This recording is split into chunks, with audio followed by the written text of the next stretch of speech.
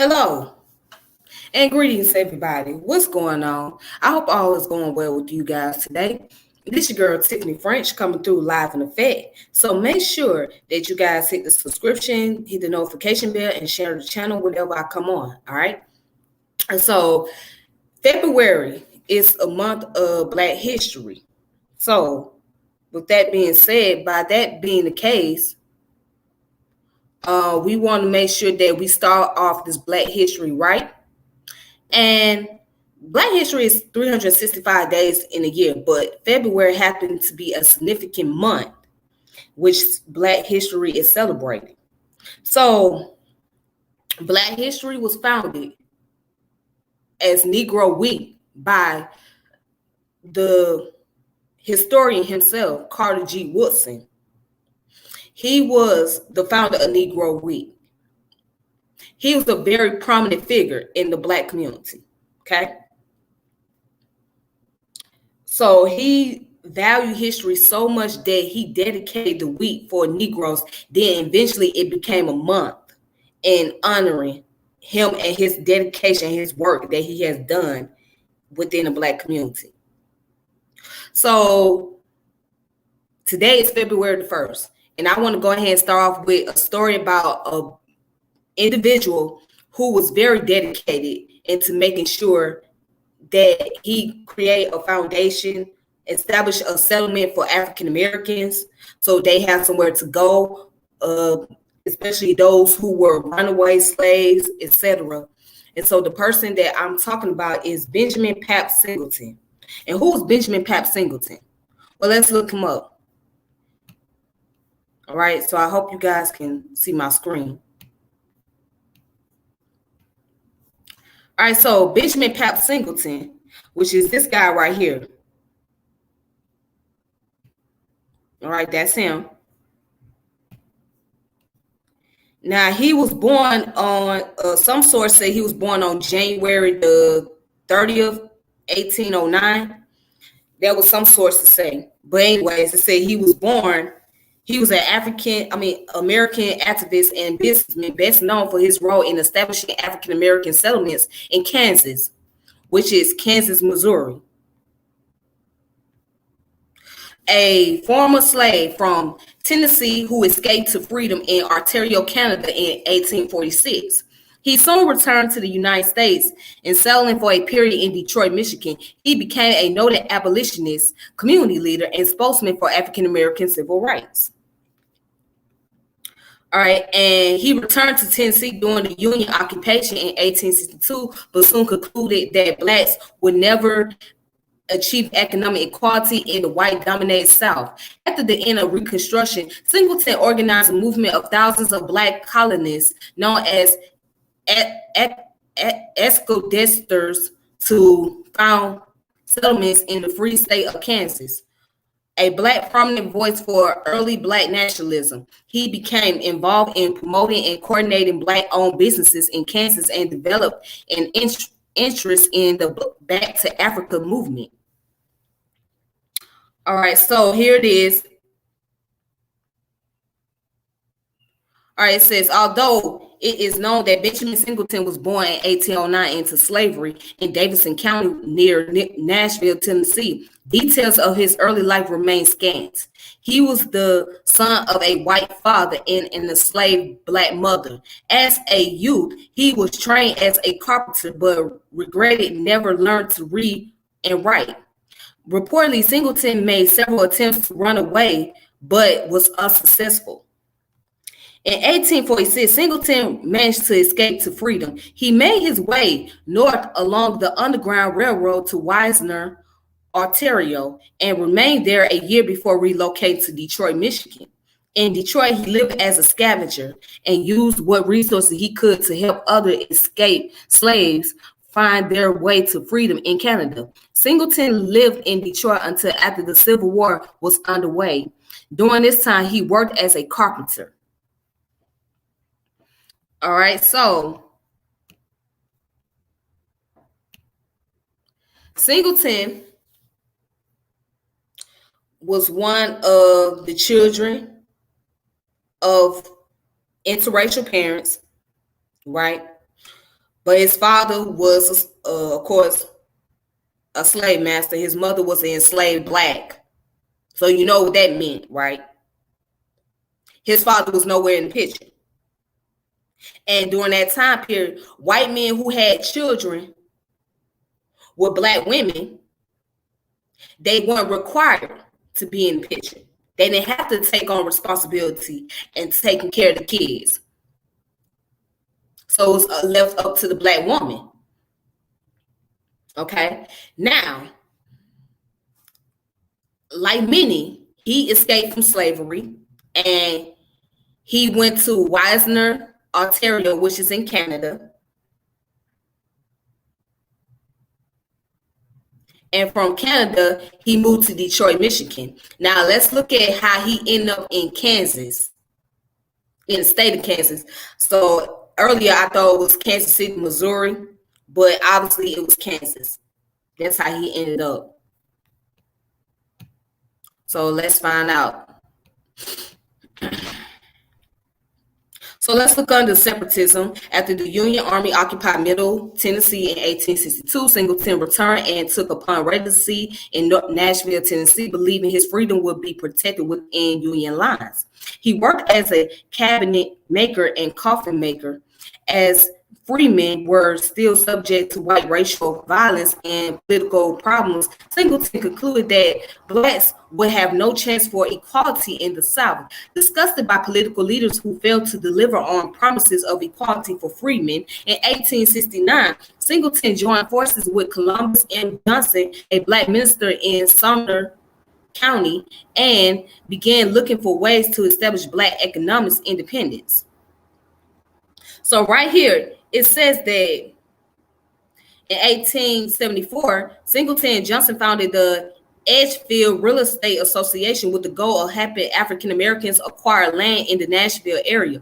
White landowners were unwilling to bargain with them and wanted too high prices for their land. Convinced that freemen must leave the South to achieve true economic independence, in 1875, Singleton began to explore the idea of planting black colonies in the American West. Now here we go. Let's go down to Singleton colonies.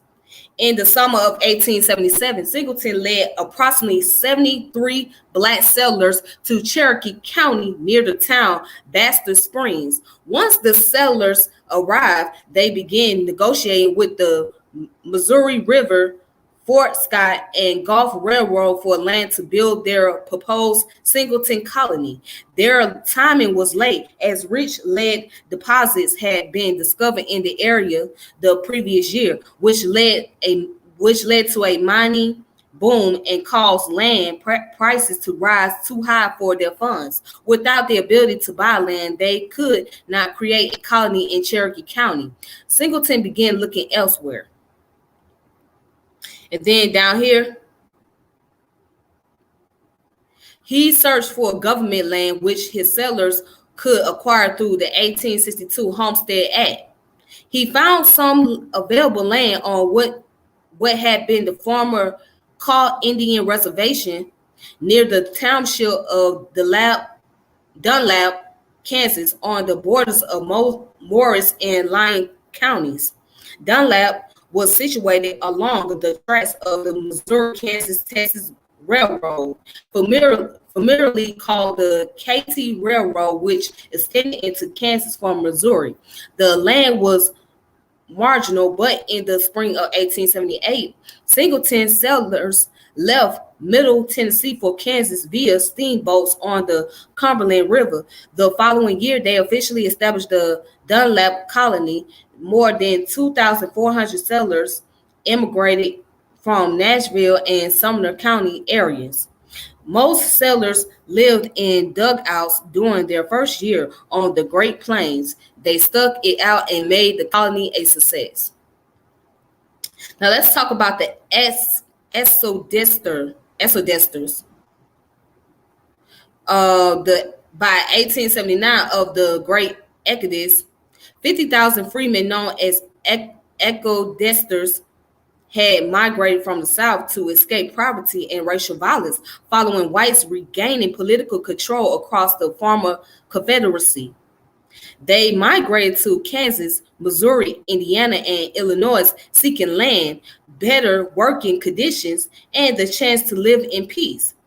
Part of Topeka, Kansas was known as Tennessee Town because of many migrants from that state. Most had no direct connection with Singleton's organized colony movement, but Singleton and his followers were sympathetic to their plight. Many white Kansans began to object to the arrival of so many desperately poor blacks into their state. Singleton stepped forward to defend the exodusters' rights to try to make better lives in American West. In 1880, Singleton was requested to appear before the United States Senate in Washington, D.C. to testify on the causes of the Great Exodus to Kansas. Singleton rebuffed the efforts of Southern senators to discredit the Exodus movement. He testified to his own success in settling up independent Black colonies and noted the terrible condition which caused freemen to leave the South. Singleton returned to Kansas as a nationally recognized spokesman for the exodusters, but the migration of so many poor Blacks put more of a financial burden on the Dunlap colony than the original settlers could bear. By 1880, the Presbyterian Church had taken charitable control of the settlement. It planned to build a freemen's academy in town. Singleton had no more dealings with his colony at Dunlap. All right.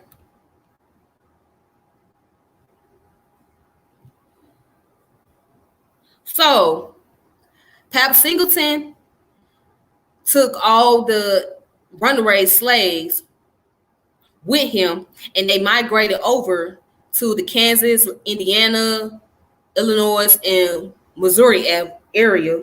But he was mostly in Kansas, and he wanted to create his own colony in his own area. So things did not work out too well because the whites in Kansas, they started complaining about all these Black people, these poor Black folks coming on over here, migrating over to the Midwest. And speaking of the migration, let me talk a little bit about migration.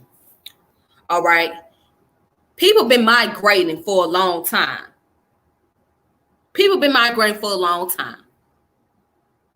All right.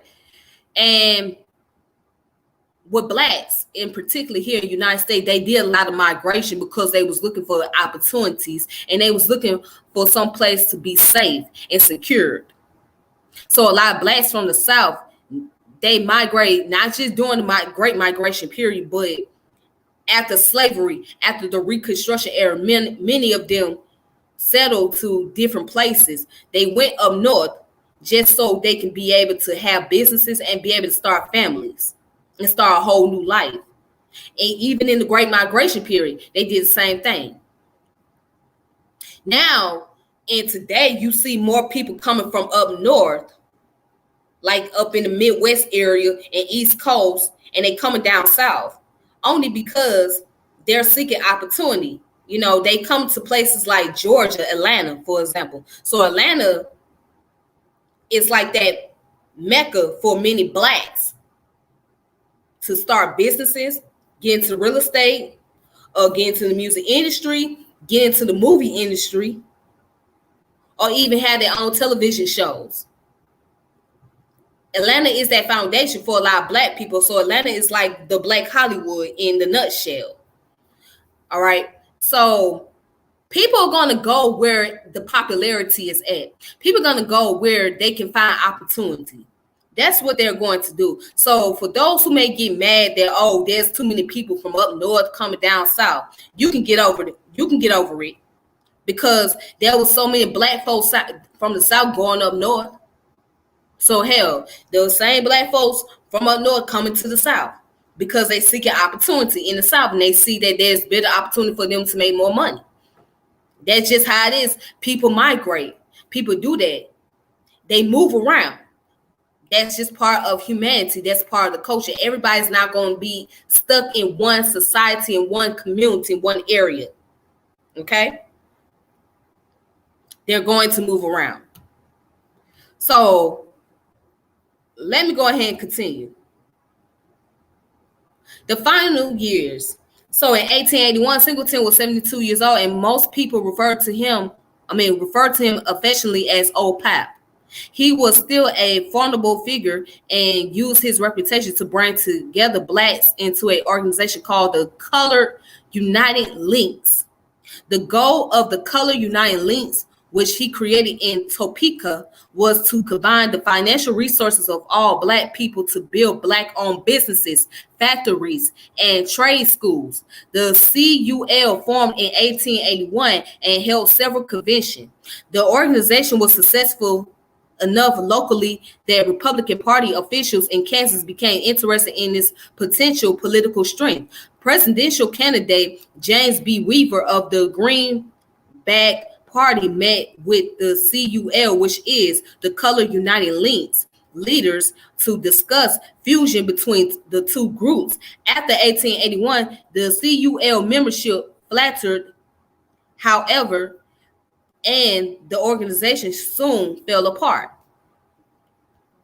It says, after the failure of the CUL, Singleton became convinced that blacks would never be allowed to succeed in the United States. Now, that's the sad way of thinking. Let's stop right there. He said he was convinced that blacks would not ever succeed in the United States. This is something that he foreshadowed. Now, what I could say is some of it is true and some of it is not true, because there are those blacks who have made a success in the United States as far as going up the ladder, becoming business owners, doing political work, etc. There's those who have become successful. But then he's right on the other half. There are those who have not seen the level of success. But for him to think that way goes to show that he's seen that poverty is conditioned for the so-called minority.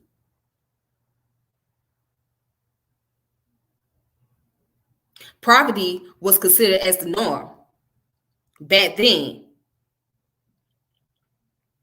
So he said, I don't see us ever competing or being as successful as this white man, because the organization they had, it didn't last very long.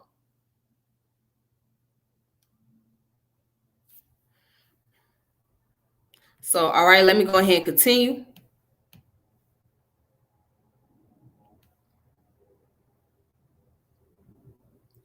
So in 1883, he briefly joined with Joseph Ware, a St. Louis, Missouri businessman, and John Williams, a black minister, in proposing that American blacks migrate to the Mediterranean island of Cyprus.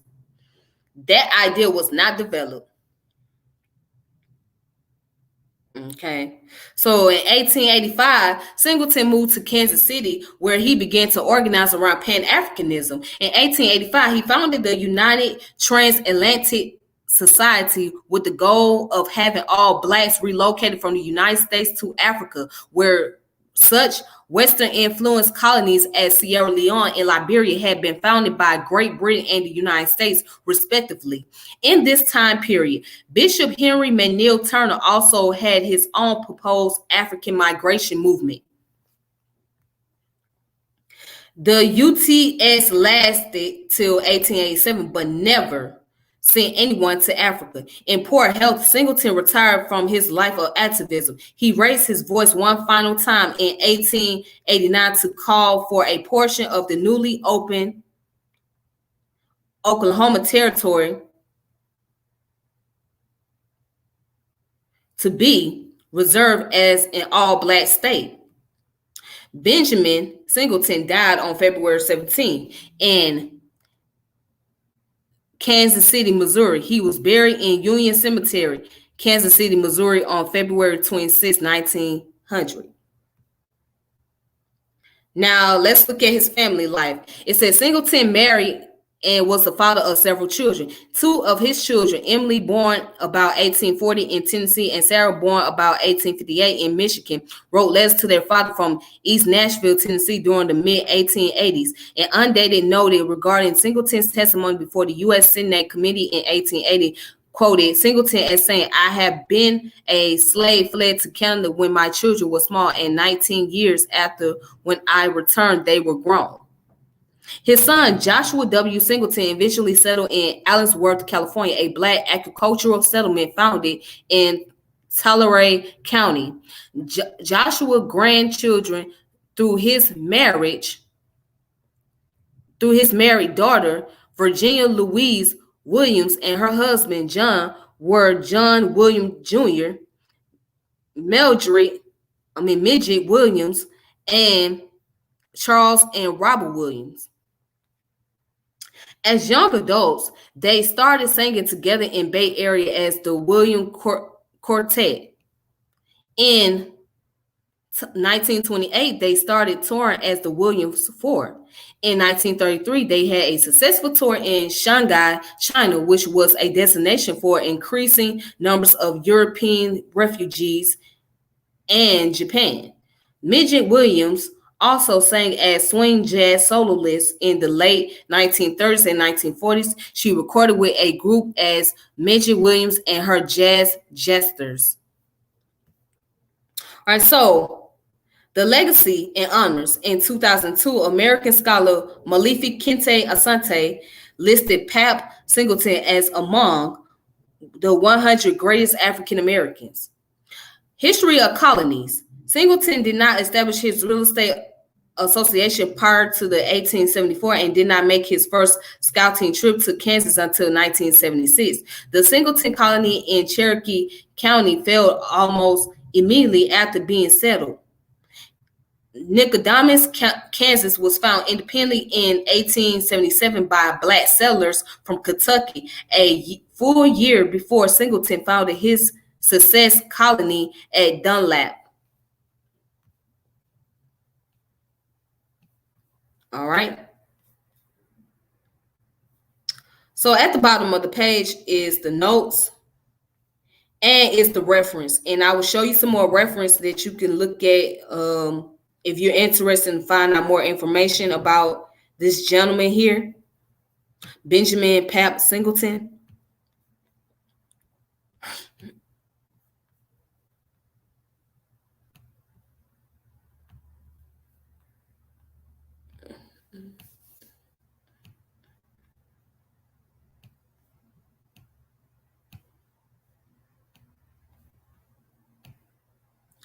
All right, so right here is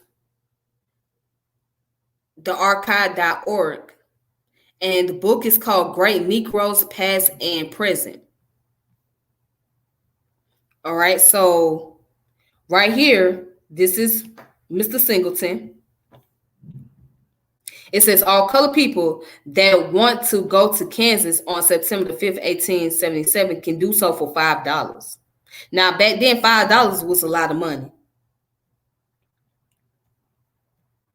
It says, I started it all. I was the cause of it all, said Benjamin Pap Singleton to a congressional committee investigating the causes of the Great Exodus of 1879, when tens of thousands of Negroes simply packed up and moved northward from Tennessee, Texas, South Carolina, Mississippi, and Louisiana. In this great movement of Negroes were some 60 to 80,000 men and women seeking better place, some more tolerable climb away from the South.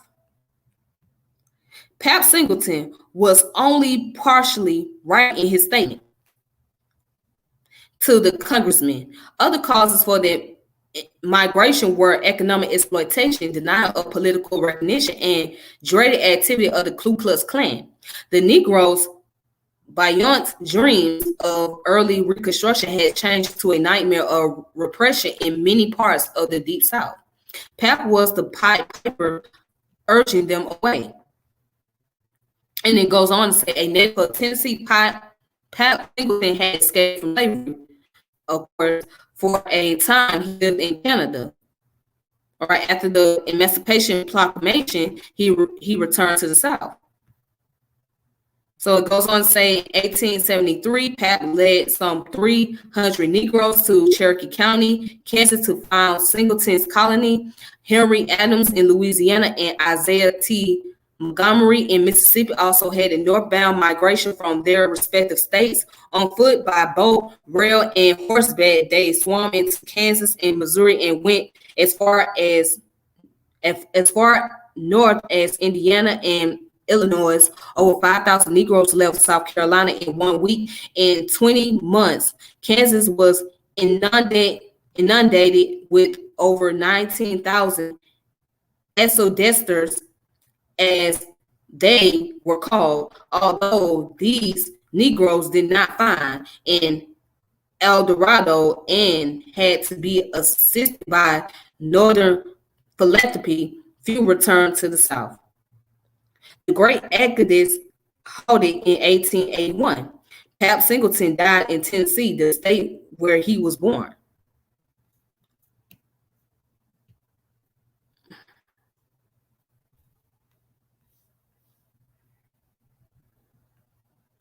Okay, so this information said he died in Tennessee. Then other information said he died in Missouri. All right. But anyways, you can go on archive.org. Here's another website. You can find out more information.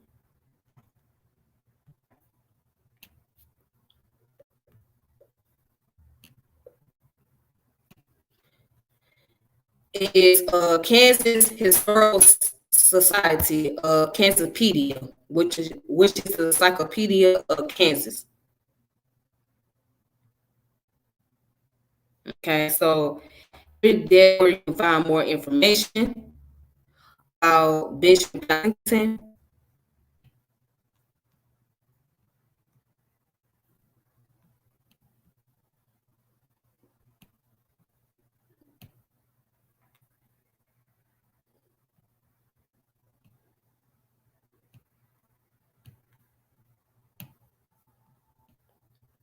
All right, so here is Pap Singleton, Moses of Color Exodus.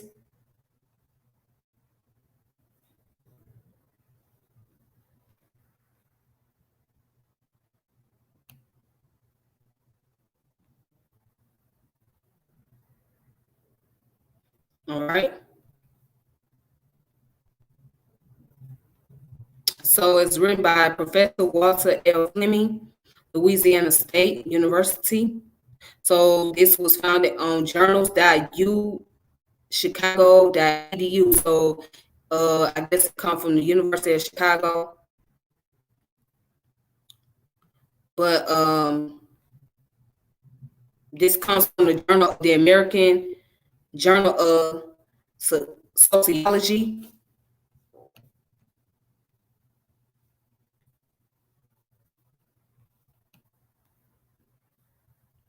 All right, so you guys can look that information up.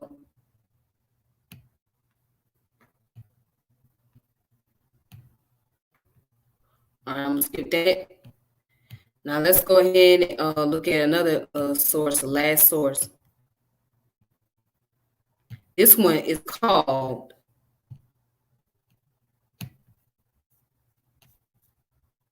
Negro Thought in the Exodus of 1879.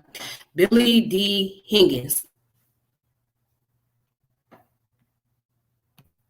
All right, so let's read about the Negro Thought in the Exodus of 1879. In the early morning hours of March 7, 1879, Captain Lennox wheeled his giant anchor line packet Grand Tower out of her berth in the port of New Orleans and turned her north towards St. Louis, 1,170 miles up the Mississippi River. A short distance upstream at Delta Ferry Landing, throngs of Negro farmhands packing their little store of worldly goods crowded the riverbanks in anticipation of the steamboat. The next morning, 500 of these Louisiana blacks paid their passage to St. Louis and stood casting a farewell look at the familiar sugar and cotton fields from the deck of the Grand Tower. And let's see what they're talking about. All right, so of course, it say Benjamin Singleton, a Nashville, Tennessee realtor, was instrumental in locating some of these migrants in Kansas. Singleton, nicknamed Pap by those whom he helped, was a fugitive slave who returned to his old home after the war and occupied himself in the real estate business.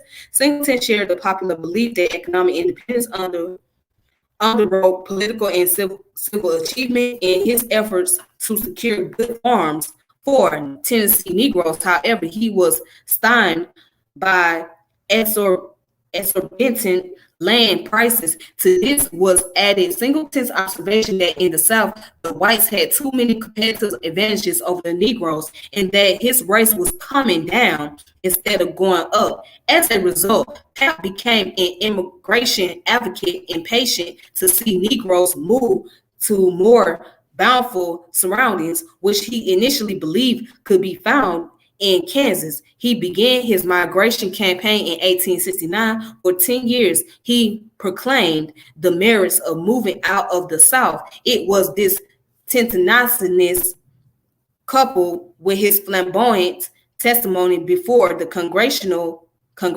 Investigating Committee, that captivated contemporary reporters and ensured his prominence in the history of Exodus. And then, of course, it goes on to talk about Henry Adams, a Louisiana ex-slave, began organizational work in 1869, also to determine whether we could remain in the South amongst the people who had held us as slaves or not. And by 1874, Adams had decided that the answer was negative and began to promote migration, indicative of the efficiency and pervasiveness of Adams and his associates is the membership list of 98,000 Negroes in several southern states who affiliated with his colonization council.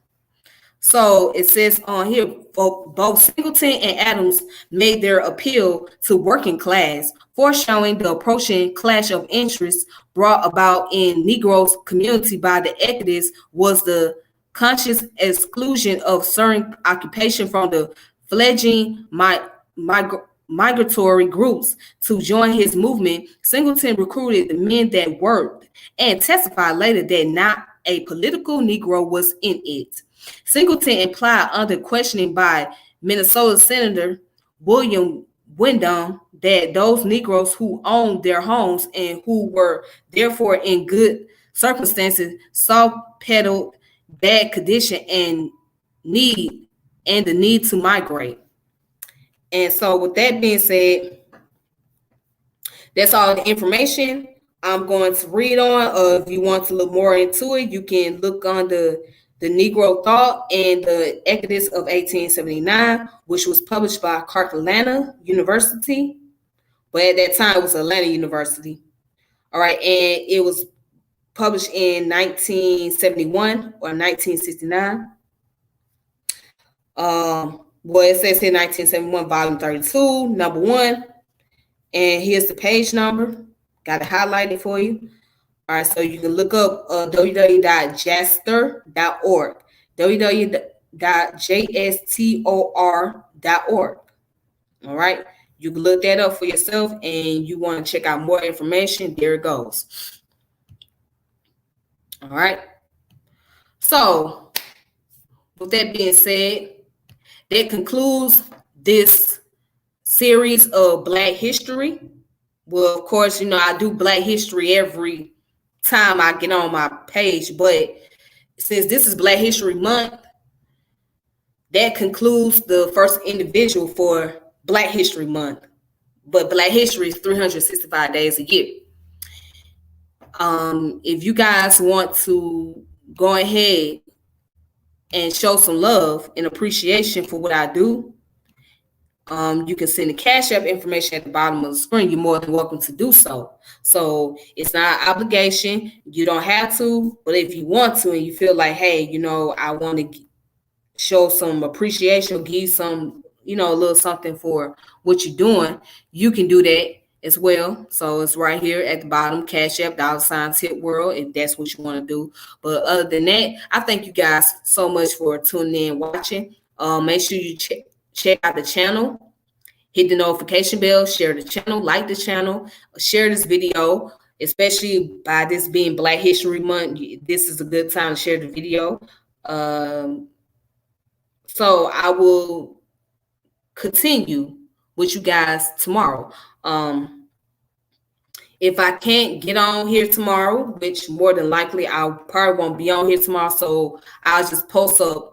If you are following my Facebook page, I will post up a next individual and their information and the sources and whatnot, and you guys can look it up for yourself. But yeah, other than that, this concludes this video. Please take it easy, and I'll reconnect with you all later. All right. Peace. Thank you.